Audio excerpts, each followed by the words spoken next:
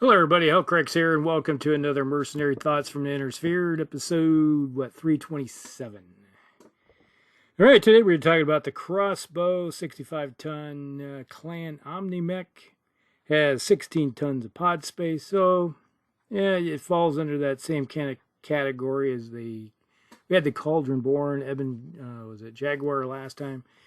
So same weight class, but without all the bells and whistles on it. So it's kind of like a derivation of the old Star League Lyrian crossbow, which, didn't have all the extras either. So it was like a Secession War style mech that got upgraded.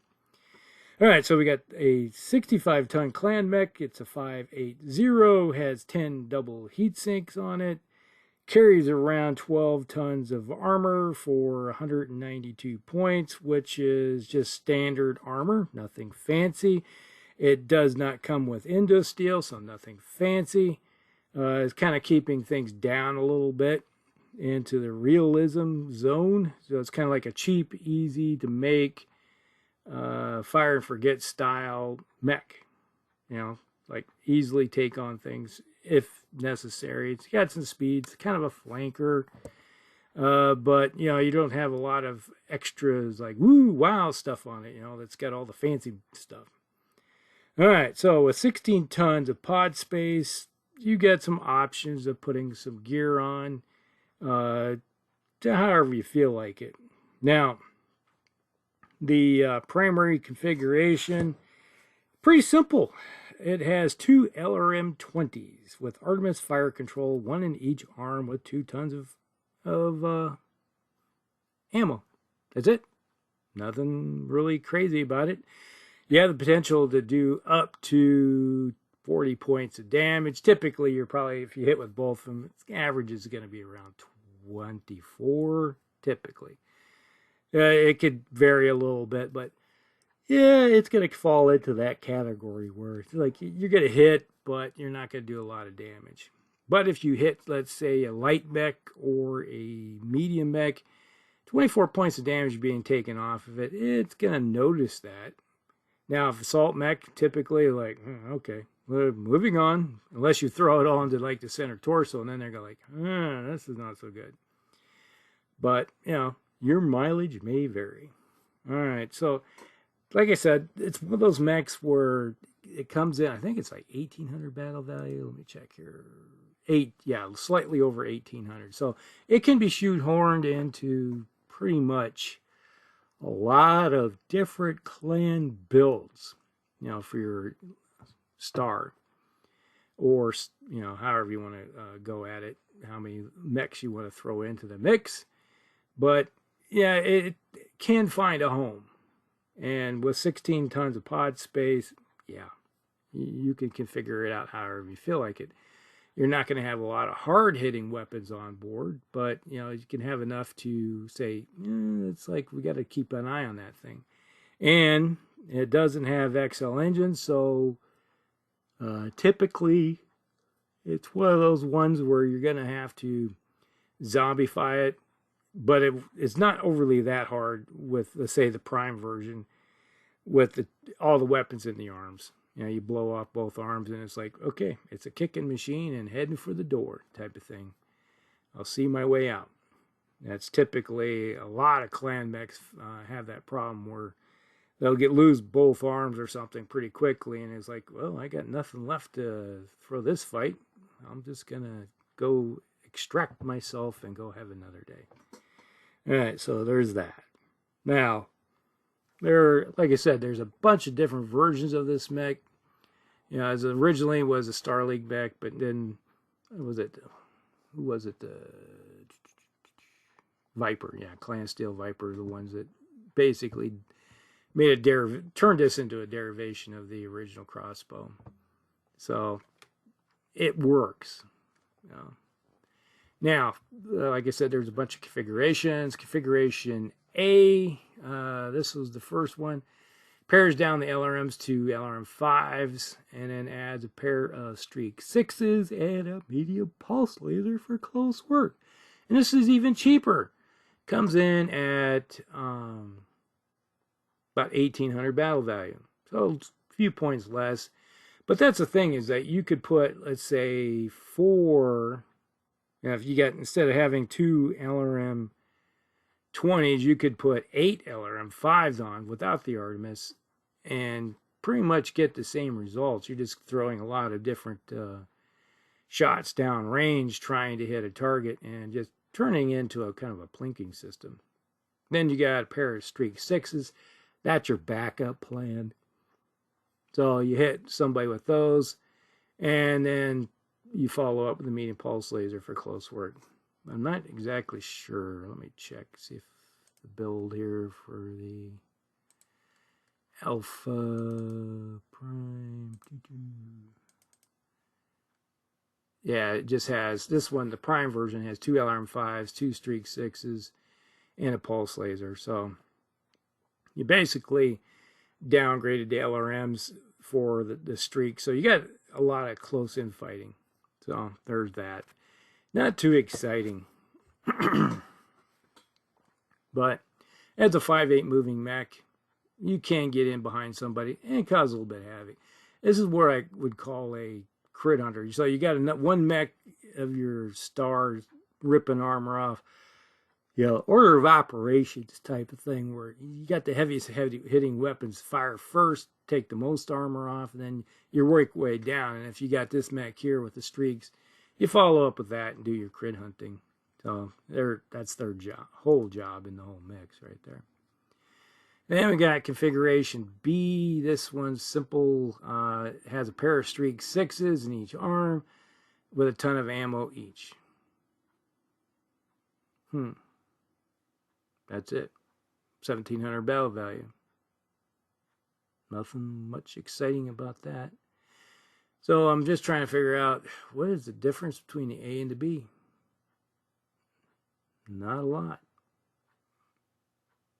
Unless they added a couple more, another Streak.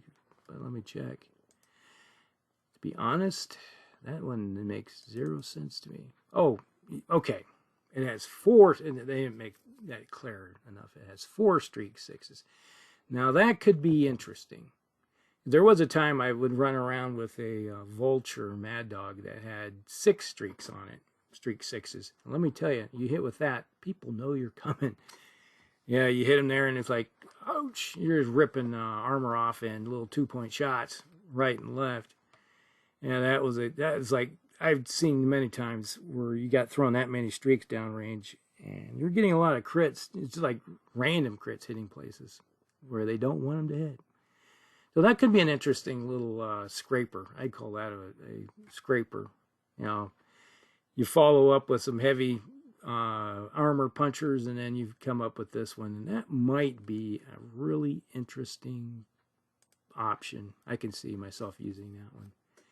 Configuration C. This third configuration continues the missile boat layout, but it has a pair of ATM 6s with enough ammo for each of the launchers to access all 3 types. So, okay, so you got 6 tons of ammo on board with the ATM 6s.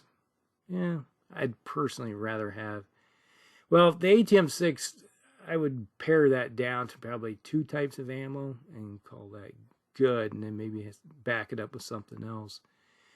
Then you have like a ER medium laser or 2. And then you have supplemented by a heavy machine guns in the torsos for anti-infantry work and ECM. This comes in, it's about 1,500 battle value, so it's a pretty cheap version to go running around with, and some long range capability and short and close. So basically you're kind of using it to scrape up infantry if necessary, like battle armor. So, configuration D. This configuration drops the LRM 20s and the Artemis and replaces them with a mech mortar system. Comes in at 1,200 battle value. Okay, this is what it's like a mech mortar. Pretty much is like an area effect weapon. I find that artillery and everything works really good against like infantry. So That's kind of like how I like it. The area effect weapons really do good against that because you're not doing a lot of damage to them, but you're doing a damage to a whole bunch of things at once. So yeah, I can see that's being kind of useful, or using it as a taking on fortifications and placements and stuff like that. So there. Configuration E. All right, each arm in the configuration E is equipped with 8 anti-personnel Gauss rifles linked to a targeting computer for better fire control. This one comes in a little over 1,500 battle value. All right. So, what do you think the job is with this one? Hey, there's infantry out there. Oh, all right. It's battle armor. It could be whatever type of infantry. Its job is to just go out there and kill the things. So, not bad. It has its uses. I can see going down range with something like that, especially if you're going against like combined arms, heavy forces. Yeah, that would be an interesting option. Like I said, it's 1,500 and a half battle value. And then we got configuration F. Each arm carries an ATM-9 with 2 tons of ammunition and ER medium lasers. This harkens back to what I was just saying about the other ATM version with the 6s with all the ammo. You could upgrade the ATMs and you don't need all the ammunition if your life expectancy is not going to be all that great. So, and like again, everything's got everything in the arms. And then you got an ER medium laser to kind of back things up too. And that's 1,800 battle value. Configuration G. Each arm carries 3 straight 5 LRMs and 2 tons of ammunition. It's a 1,700 battle value. Well, you're guaranteed that when you do hit with them, you're going to do solid hits. You got that.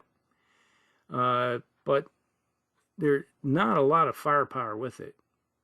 But you're guaranteed that you're not going to fire all the time. It's like if you're not firing, you're not. It's a streak system. So there. It has its uses. For, I was like, who used that? Clan Coyote? Yeah. Clan Coyote was at their little development. It's like, hey, let's try this. Basically, better ammunition. All right, configuration H. All right, this takes advantage of the heavy laser technology developed by Clan Star Adder. All right, this one mounts a large laser and a medium laser in the right arm. And it has an LRM-15 in the left arm with 2 light machine guns for anti-personnel. And it has 4 additional heat sinks. And it comes at 1,700 battle value. All right, so the heavy launcher or heavy lasers, unless they're improved, you're going to have the minuses. And unless you back it up with a target computer. So, yes, if you do hit with them, they do damage. Really good damage. But, you got to hit with them first. So, you might have to offset that with a good pilot. So, it's like here nor there, that type of thing.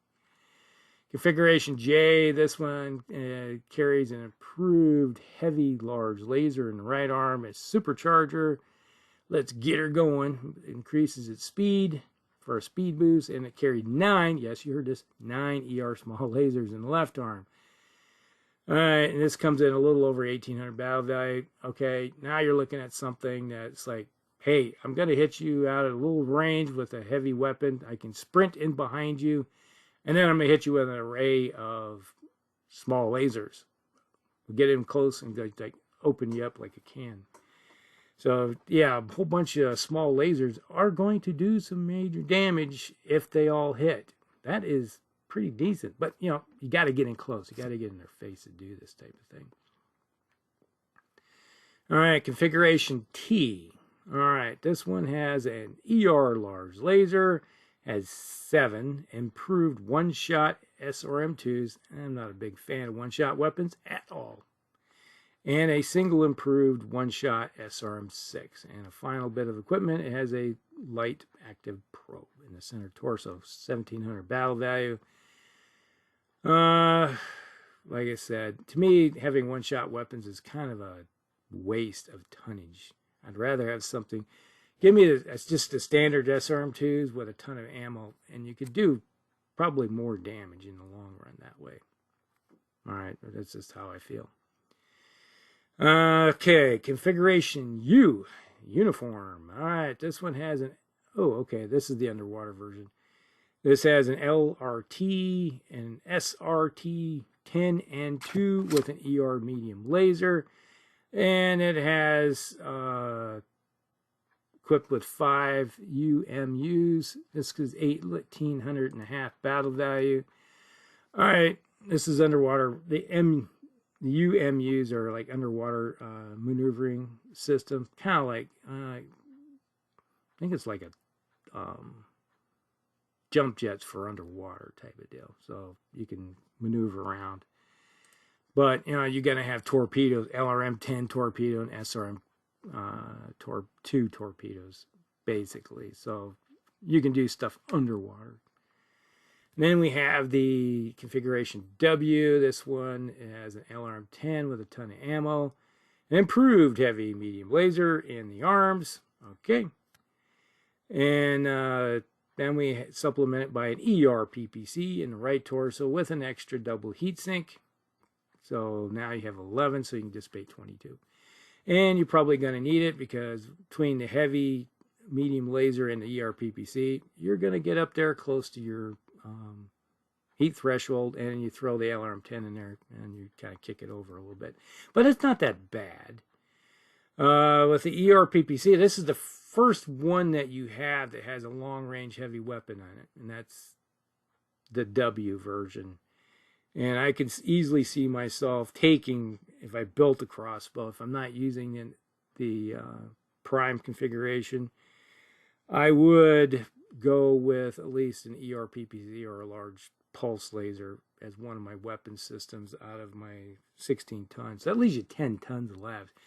And that's plenty to throw some decent weapon systems on and some anti-personnel weapons. So personally, I prefer using flamers over like machine guns. Not have to worry about the ammo. Yes, it causes heat, but you can mitigate that, and you have more options. I feel that the flamer is a better option. You know, it's like you can put it down below how you feel about the flamer, but I do believe that it's more diverse and for more options on the battlefield. If I want to burn a building down, catch some woods on fire, heat a mech up, or just burn some infantry, you know, make them do the Bernie dance. That is how I roll. I like the flamer. Always have. It's something that, you know, I started my years off in the Succession Wars before these things called clans ever showed up. That shows my age. Yes, way back. I remember the days when there was no such thing as clans. So, there we go. All right, so that's the crossbow. Like I said, there are some options you can go with. Personally, I wouldn't mind having one with, here's an option to go with one ERPPC or a large pulse laser with 5, yeah, you heard me, 5 pulse lasers. Yeah, that might be an option. Or, you know, you could go with 4 pulse lasers, a heavy pulse laser or a large pulse laser, and then another heat sink just to take care of the heat problem just a little bit, you know, so you don't have to worry too much. That might be an option too. That'd be an interesting build. Go out there and punch somebody in the face at long range, and then get in close and go dick. There. All right, that's the crossbow. Hope you guys like it. Like and subscribe. Share it with your friends, and we'll see you in the next one. Hellcracks out.